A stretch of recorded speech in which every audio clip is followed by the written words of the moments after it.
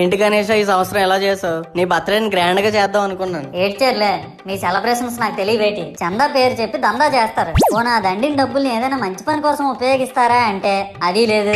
పైగా నా విగ్రహాన్ని కొనడానికి పెళ్లి సంబంధాల్లో పిల్లని చూడడానికి వెళ్ళినట్టు పొలోమను 10 మంది వెళ్తారు. అందులో ఒకడికి ఆ బొమ్మ నచ్చిందని, ఇంకోటికి ఈ బొమ్మ నచ్చిందని. నా కర్మ ఏంటంటే అక్కడ ఉన్నవన్నీ నా బొమ్మలే. మళ్ళీ తీరా 10 మందికి ఒక బొమ్మ నచ్చాక అమ్మేటోడు అలుసుగా తీసుకొని 10,000 15,000 అని బాంబు పేలుస్తాడు. ఎందుకురా బాబు ఇంత రేట్ అంటే కలకత్తా నుంచి తెప్పించామంటాడు. నాకు అర్థం కానిది ఏంటంటే ఎక్కడైతే నేను కలకత్తా నుంచి అయితే నాకన్నా మొనగాడు వస్తాడా, అక్కడ కూడా నేనే కదా.